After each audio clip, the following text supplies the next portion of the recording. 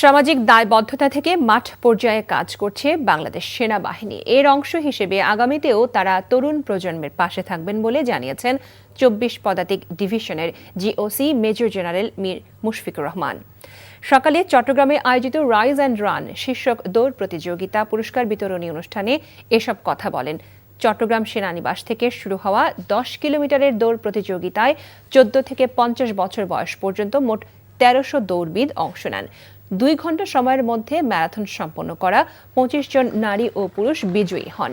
পুরস্কার বিতরণী অনুষ্ঠানে জানানো হয়, সেনা প্রধানের নির্দেশে তরুণদের শারীরিক ও মানসিক উৎকর্ষতার মাধ্যমে দেশপ্রেমে উজ্জীবিত করতে এই প্রতিযোগিতার আয়োজন করা হয়েছে।